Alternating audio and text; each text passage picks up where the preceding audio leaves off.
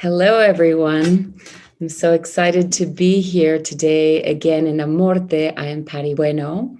In Amorte, this podcast, we talk about the processes of dying and grief and everything related to death. I have a very special guest with us today. She lives in New York City. She's a writer. Her name is Barbara Becker. She's also an interfaith minister who has dedicated over 25 years to partnering with human rights advocates around the world in pursuit of peace and interreligious understanding. She has worked in the United Nations, Human Rights First, and Miss Foundation for Women and the Grameen Bank of Bangladesh, and has participated in a delegation of Zen peacemakers and Lakota elders in the sacred Black Hills of South Dakota. She has sat with hundreds of people at the end of their lives and views each as a teacher. Through writing, she explores what it means to live a life of meaning. It is so good to have you here today, Barbara. Thank you so much. I learned about your work through your beautiful, beautiful book, which I enjoyed so much, Heartwood. And I'm so excited that you could do this interview with us today and talk a little bit about the work that you do and how you started to ask yourself about death and the importance of death to have a meaningful life. Welcome to Amorte. It is my honor to be here. Thank you for having me. So I started writing my book, Heartwood, The Art of Living with the End in Mind, back in the day when my earliest childhood friend, whose name was Marissa, was diagnosed with terminal cancer.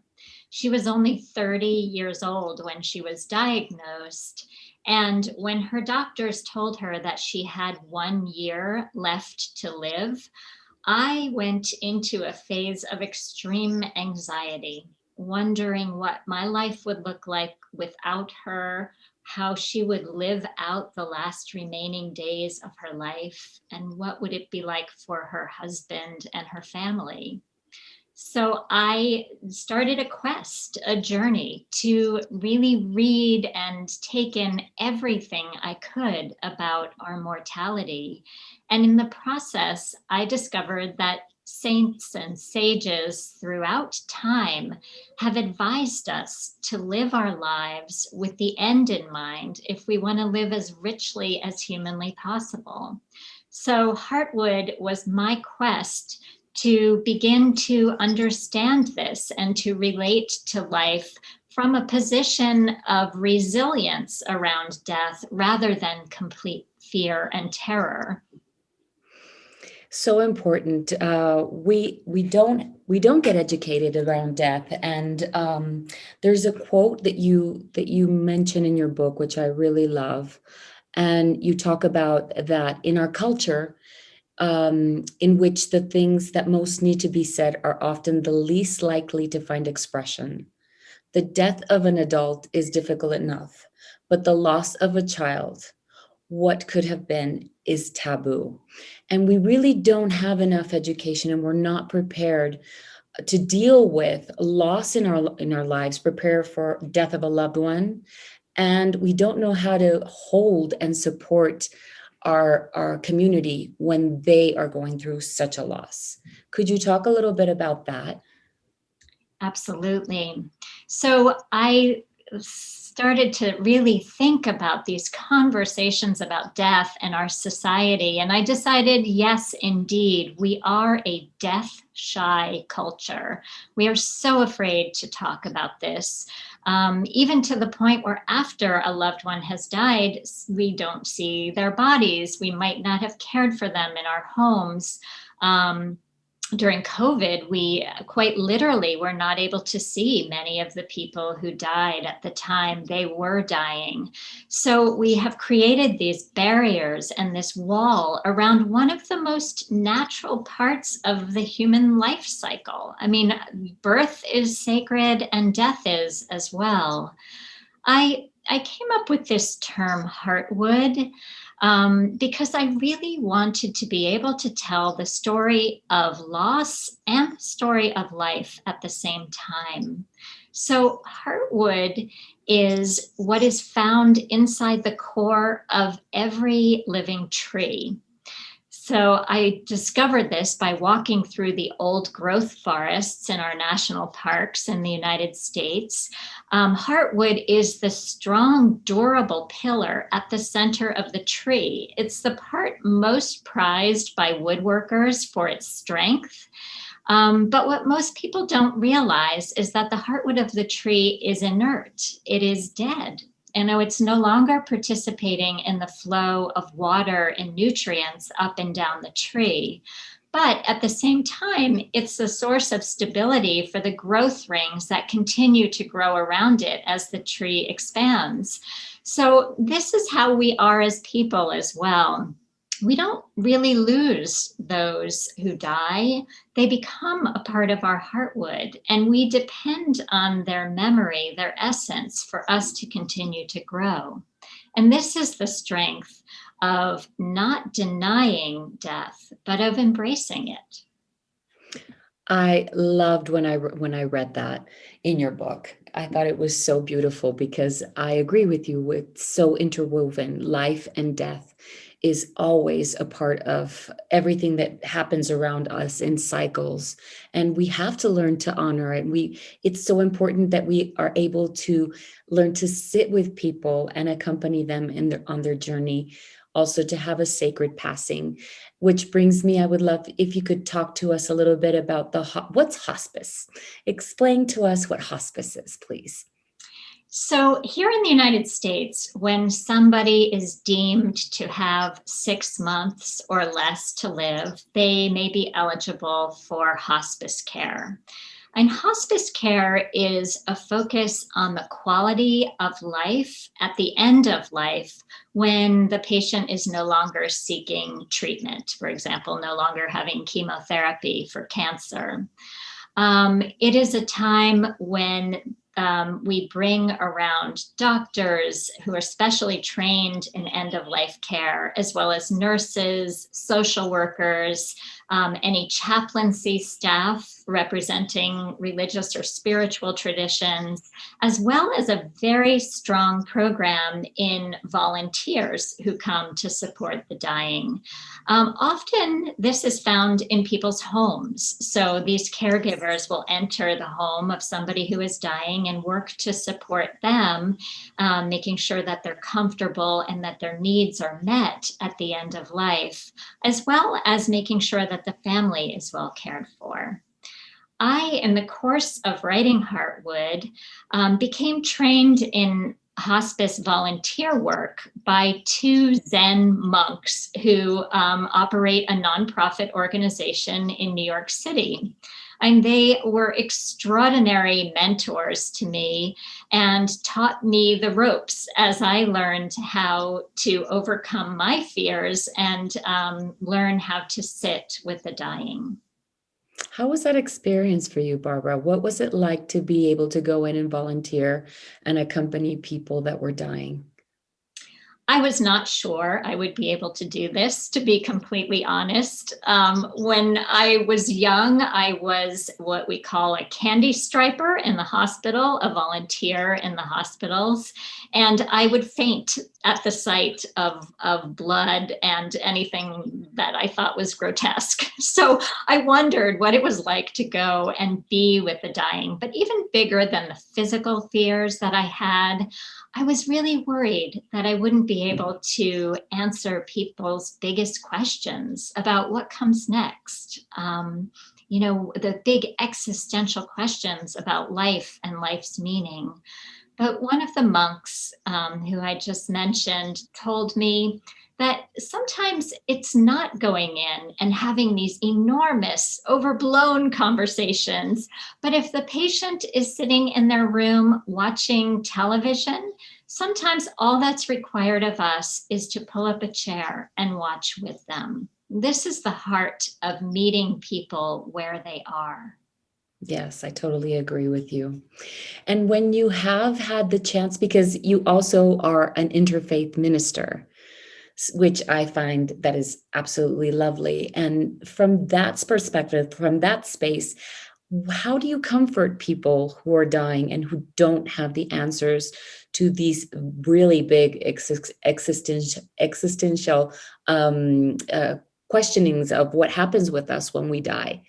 What do you answer them? So I became an interfaith minister as a direct result of having been a volunteer hospice worker in New York City. My placement was in Bellevue Hospital, which is one of New York City's largest public hospitals. And in a city as diverse as ours, I had patients who were Muslim, who were Hindu, Christian, Jewish, Buddhist, even a woman who was visiting from New Zealand who was Indigenous Maori. Mm. So it really decided that the way to help people with these big questions that you're asking about was to kind of go back and learn a bit about tradition and ritual and parables and stories from different traditions so that I might be able to help as best as I can. So, really, though, I discovered that one doesn't need to know every last thing about every tradition to be helpful. It really is about dropping into the present moment and being with the person, asking open-ended questions about how they are in this moment, not how they are in general, and following their lead. So, to give you one example, I walked into the room of a hospice patient one day. She was of Indian descent and she was writing with a red pen in Sanskrit in her notebook over and over and over again. And her husband explained to me that it was a practice called japa, in which one either recites out loud or writes the name of a deity that is important to them. So in her case, she was writing Ram, Ram, Ram as a way of bringing the divine into the final moments of her life.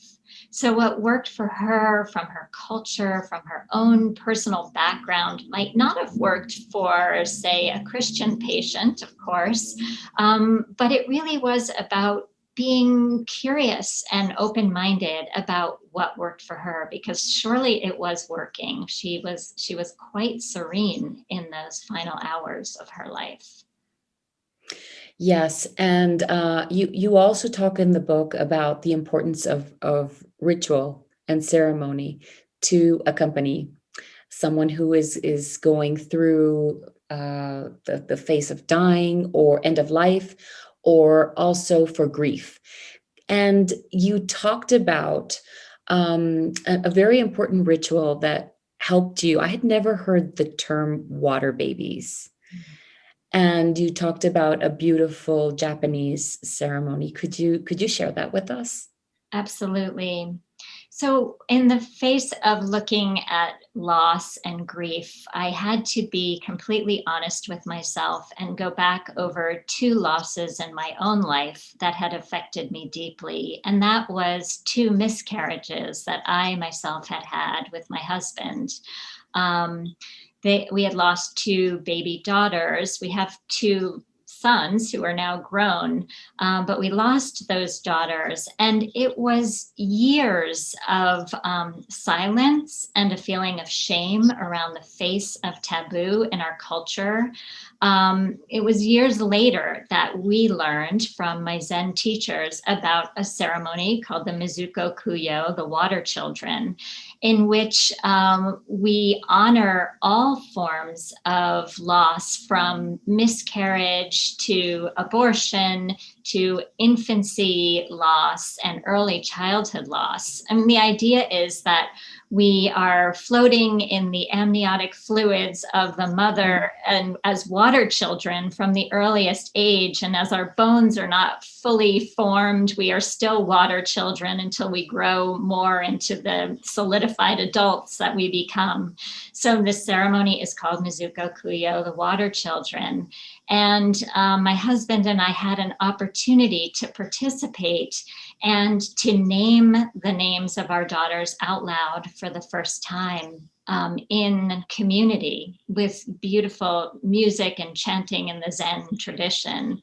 So that ritual really helped me for the very first time, and even years after those miscarriages, to understand the depth of our loss and to break the silence around the taboo that had swallowed us.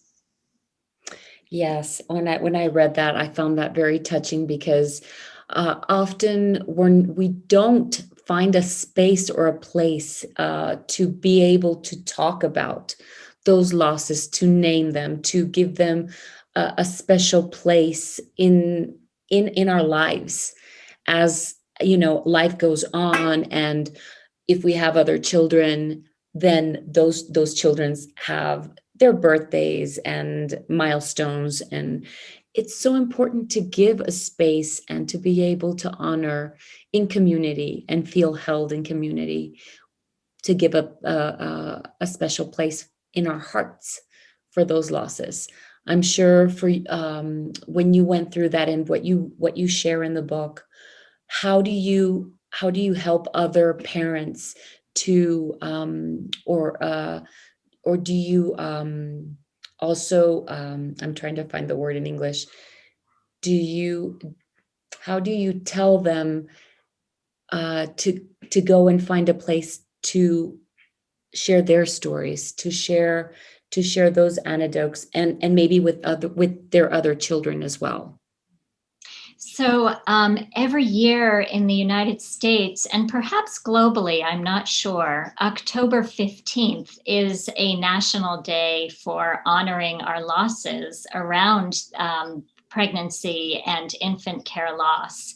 And there are many places, hospitals now, my seminary, I'm going to be teaching a workshop this fall in how to create meaningful ritual around this kind of loss. It is so important to, if we had a name for those children, to name them, perhaps to plant a tree, perhaps to write them a letter of what we had hoped for their lives. To find expression for this loss, because when we break this taboo, when we demystify this kind of loss, I think we will become a more compassionate culture. Yes, I totally agree with you. And do you think it is also important to find a community or a space where you share with other parents who have had the same loss?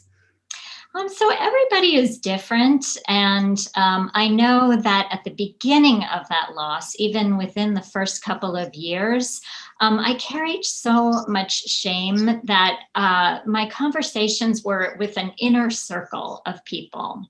And as time went on, I even got bold enough to share on my social media the loss that we had experienced. And I was amazed that when I put on Facebook, I named the names of our daughters. I was amazed that 100 people responded, and so many of them were personal friends who had also had miscarriages, who had never named them before. So I do think that we have to go with what is most comfortable for us in the timing that best works for us, but to know that there is a community there and able to support you when the time is right for you. Definitely. Thank you for sharing that. Could you share the names of your daughters with us, Barbara? Yes, thank you for asking. They were Arden and Adele. Arden and Adele. How do your sons talk about their sisters that weren't born? Do you have any family rituals that you have done with them that you can also bring in your other children We in do. to I participate? actually have on my desk here, and I can show it to you and explain to people who are only hearing the podcast. This Yes, is please. a little statue from Japan. It's called a Jiso statue. It looks like a little baby Buddha, but actually this is Jiso, a bodhisattva, which means a being who is the guardian of children and travelers. So in Japan, where I had lived for a couple of years, you will see these tiny Jiso statues all over the place at temples. People even knit little caps for them, a little cape or cloak for them, put a pinwheel, a child's toy in their hands. So we have this Jiso in our house, and my boys know that it is the protector, the symbolic protector of Arden and Adele. So that's what works for us in our house, because this was a tradition that I was able to experience when I lived overseas. Thank you for sharing that. You also share that in your book, and I thought it was lovely. Um, if for people that don't have a religion or a spiritual tradition that they follow, what would you suggest that they do to honor or to make a space and be able to create their own little ceremony? Mm. People are really drawn to elements of nature, I find. Being outside under the big sky is a big help. Thinking about the elements, whether that's planting a tree or pouring water from one vessel into another, lighting a candle. These elements of nature can be incorporated in the most creative of ways to honor our losses. Um, I've worked with people who have created music and songs around their children, who have written poetry. We have something called flying wish paper. I don't know if you've seen it, but it's a piece of paper where you can write the name of your loss, and then you ignite it with a match, and it goes and flies up in the air. And it's actually such a beautiful tradition. Chinese lanterns are used for this purpose as well. So the sky literally is the limit. And whatever speaks and brings joy, but also a moment of silent reflection for families can be so beautiful. A friend of mine lost her child who was a few days old after the birth. And for her, it was very important to get a lock of his hair, a little clipping of his hair, which she keeps in a special place in her home, as well as to take photographs. And this might be something that seems frightening to people, to have such a tangible remembrance of a child who is lost. But for her, it's one of the most important things to remember that he did exist and that he made her a mother, and she honors him in this way. Yes, I find that very beautiful, and a lot of people find it threatening as well. And then I often hear later, like a month later or a year later, that they wish they would have held their child in their arms, but sometimes it's not available emotionally. So, as you say, we're all different. There's a beautiful book. I can't remember the name of the author, that's called Sacred Dying, who also that also shares many different rituals and ceremonies that we can do for someone who is dying. What has been like the most touching memories you have of your hospice work with strangers, in being there with them in their last moments? Something that you think is really important that we need as human beings. Mm-hmm. So I have been with both strangers, complete strangers, and also both of my parents at the end of their lives.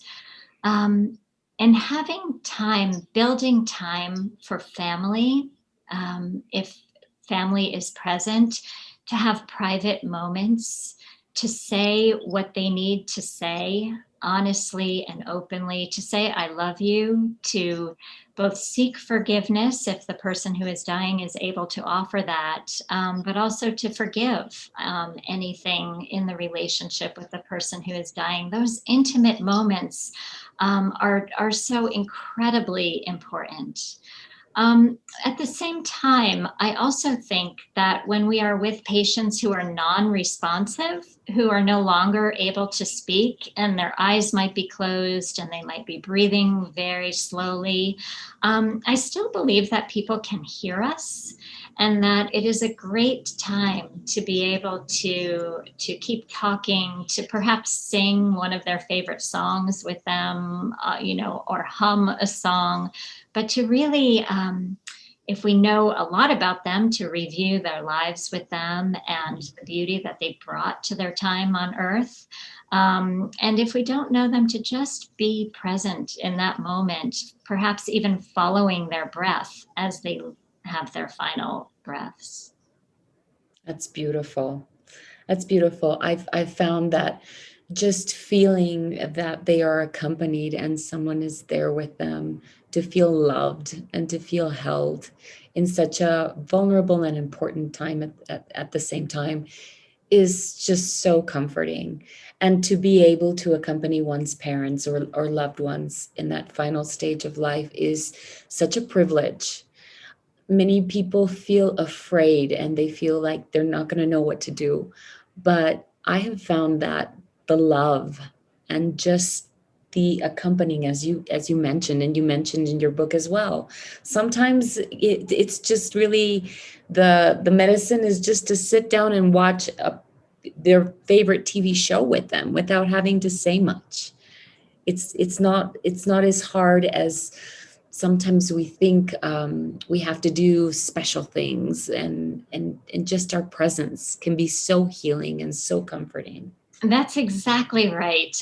I found that one of my mother's favorite things as she was dying was for me to rub lotion into her hands and her feet. Um, it wasn't hard, but it was such a sacred act in a way. Uh, and it didn't require any special training, any years of training with a Zen monk or anybody else. It was just being a daughter, rubbing lotion into her mother's hands. Exactly. Exactly. I love this other quote from your book. It says, "Let me respectfully remind you, life and death are of supreme importance. Time swiftly passes by and opportunity is lost. On this night, the days of our life are decreased by one. Each of us must strive to awaken, awaken, take heed. Do not squander your life." I love that. I love that too. So, that is from the evening prayer that is said in Zen temples around the world in many different languages every single evening. And I found that the Buddhist tradition is so smart about reminding us that someday we will die, and to listen every evening to the words, take heed, do not squander your life, is like in your face moment of being reminded that you too will someday die. Um, the Buddhist practitioners for thousands of years, monks had a tradition of sitting in what was called charnel grounds, where the bodies were kept. Sometimes vultures would come around, or wild animals, up in rocky areas in the Himalayas where it wasn't so easy to bury a body. They depended more upon animals and the elements, the blazing sun and the freezing cold, to help decompose the bodies. So it became a practice of the most advanced practitioners to watch this decay happening as a way of reminding themselves that they too would someday die, and as a result, that they were going to spend their lives in the most productive way they could, helping other people while they were still having days left. Yes, and I believe that death is such a wise reminder and companion to live a more fulfilling life, and to also remind us of what's important and what isn't important.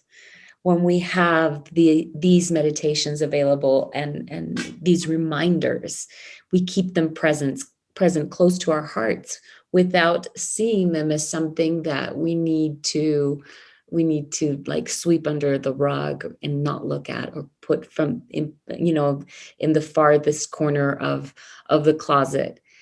And I love that that these conversations are opening up more and more, and people are becoming more more open to really bringing the conversation around death near our hearts. So important. I agree with you. I think a fun exercise is to create a so-called bucket list, to think about the things that you really want to do, to accomplish, to experience while you are alive. And it's not so much material things like what you want to have or necessarily where you want to go, but what are the deep, meaningful bucket list items of our life? It's fun to do this with friends and family members to really explore, what do I want to do in my time on this planet? Yes, totally. I love doing that. I try to do it at least once a year because we're ever changing. Do you do it with your children, Barbara? We do. We do. My children are Jewish and my husband is Jewish, and we're Yes. raising them in the Jewish tradition. So every year around the high holy days, which are the time of celebration of the new year in the Jewish tradition, we all sit down together and we review both what has happened during the past year and make notes on what we want to achieve in the future. So it's a nice way of bringing the past and the future into the present moment and to sharing that with one another. Yes. Why do you think life reviews are so important? So life reviews can mean two different things. One is that moment before death, say in an accident where your life flashes before your eyes, and it's almost like slow motion, but it's in seconds where you kind of review your entire life. But it's also a technique that hospice workers employ with patients to go back and to look at their lives, not just the things that they achieved and the way in which they made meaning in their lives, but also the places that were difficult. Where were the challenges? Because if there is enough time, there's time to ask for forgiveness and even to find the space to remember the personality traits and the qualities that we bring to things that are really, really hard in our lives.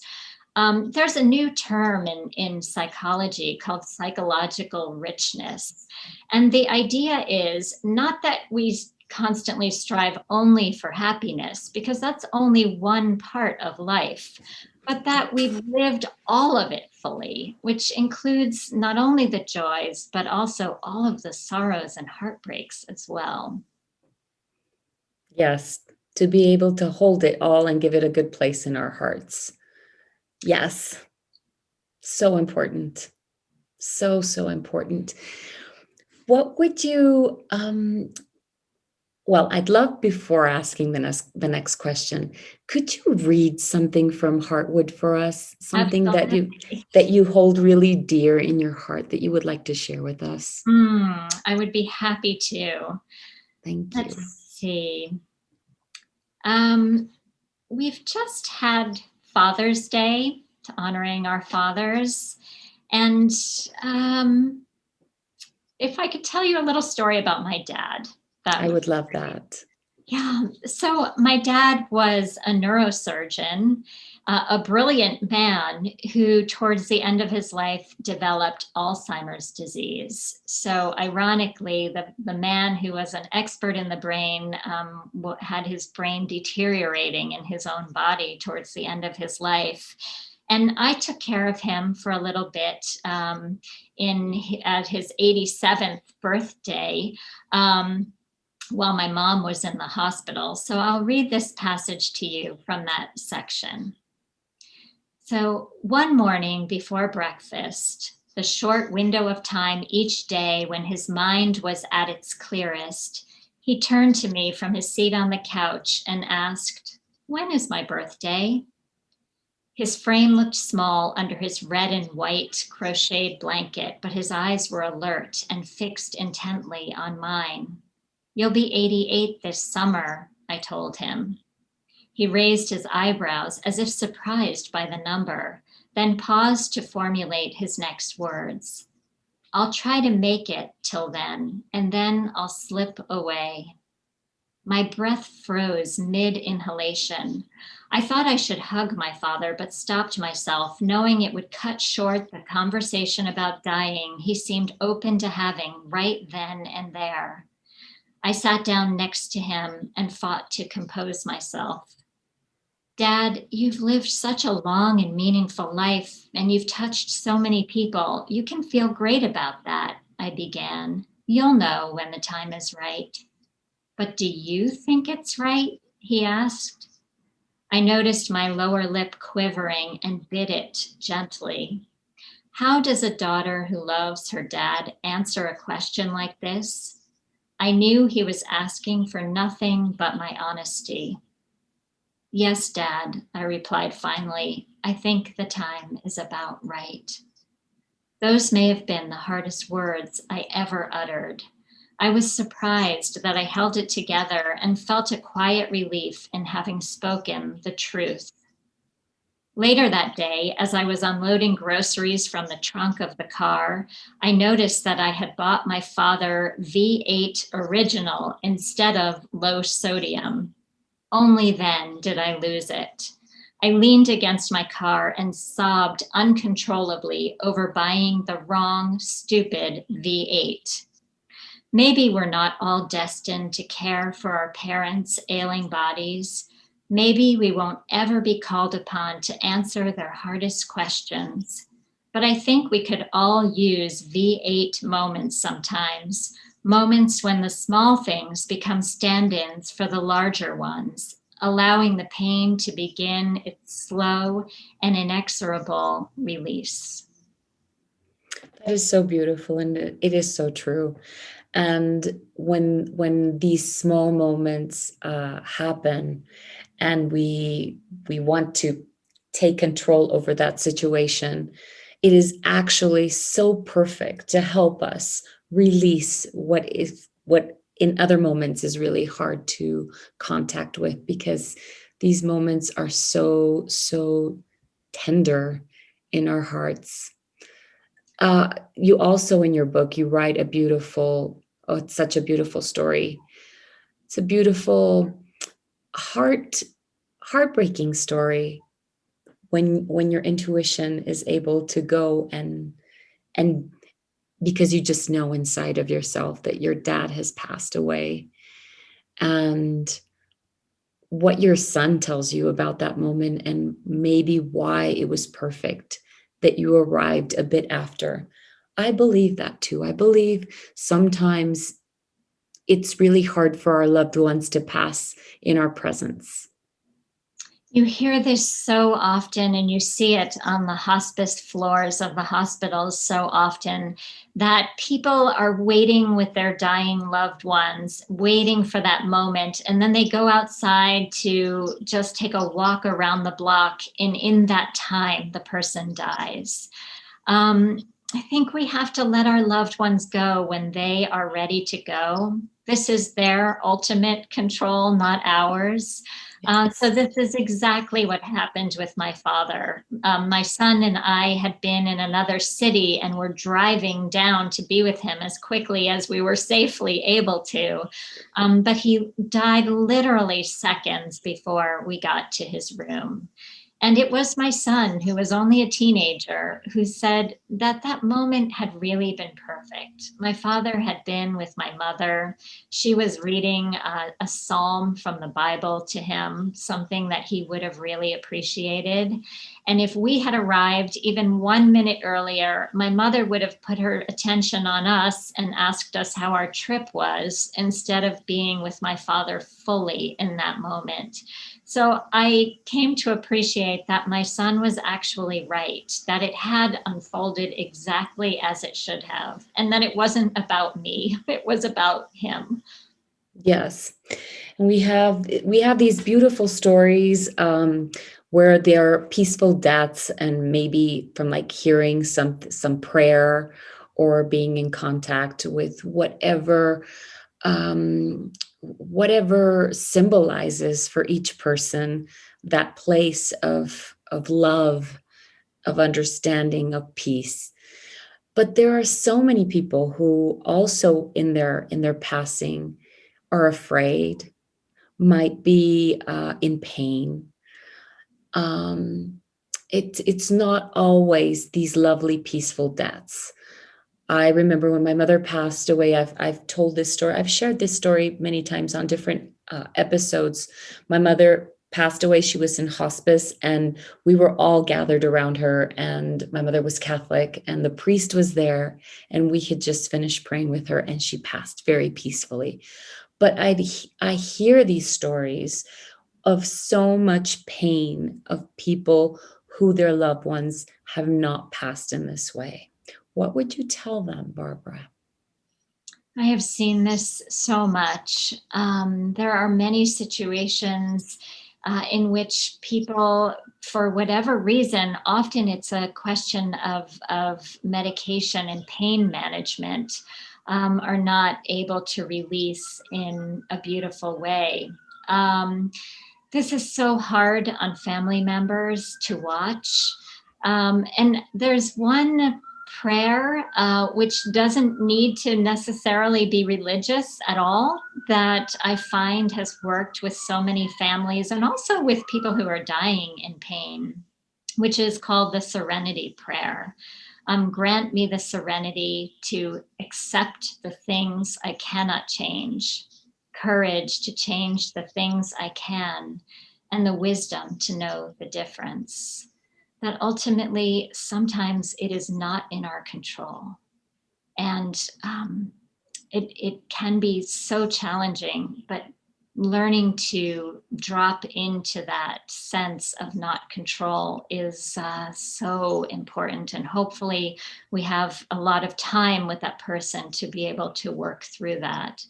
But my mother was in a lot of pain at the end of her life. And I remember that a friend of mine whose wife had died, who had also been in a lot of pain, um, eased some of this for me. And he said, there will come a time when you remember the moments of joy and you remember her with a smile than when you remember her with tears.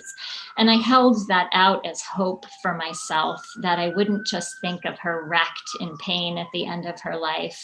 And indeed, it eventually did come, though it certainly took a while. No, our grief is not something that we immediately find acceptance in. Again, it's one of those very personal things. And just as we think we're easing our way into some form of acceptance or some greater sense of meaning, we can get thrown all the way back to the anger and the sadness and the frustration. And that's completely normal. After my dad died, I would find myself in the grocery store crying because they're no longer carrying the desserts that he loved to eat. And that's normal too. It sometimes feels like we're slipping backwards, we're not progressing on our grief journey, but it is so not a linear process. Yes. And I think what I try to share with my patients and loved ones or friends or dear ones that are going through these moments of anguish, and it's such a spiritual journey at the same time, to make room for it all, to rest if we need to be in silence if we need to be, that it's okay to be angry, it's okay to be sad, it's okay to miss our loved ones, it's okay to feel and um and and stay in the emotions around where we find that it wasn't fair, that it wasn't their time, that it wasn't fair, that it could have been different, or whatever it is we felt could have happened different. Just make space for all of that, and let ourselves feel everything that arises. And no matter how long it takes, to just allow our hearts to be in that space. And if it gets too hard, always look for professional help, or um, try to talk to your loved ones. As you said before, you said at the beginning of this podcast that at the beginning of your loss, you just shared with your most intimate circle, and you decided who you wanted to talk with about that loss with, and who you didn't want to share it with. That's exactly right. And it also holds true for the journey of our lives when we ourselves might be sick or needing support in some way. One of the crazy things that is happening to me right as I release this book on loss and love, I was diagnosed with breast cancer. So the day that the book came out, I was having surgery for breast cancer. I feel extremely fortunate that it was caught early and it's very treatable, but I am learning these lessons from Heartwood all over again for myself. And as you said, one of the most important things is another woman I know who, by some strange coincidence, is going through exactly the same thing at the same time that I am.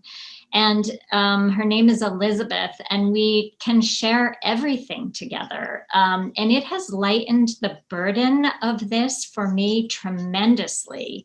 It is great to have my husband and my close friends around me, but I'm really beginning to see the wisdom in being with people who are going through something, if not exactly the same, but similar. So that speaks to grief support groups and other people who have experienced losses around death. If we're able to be completely honest with one another and we kind of understand each other on some deep level, all the better.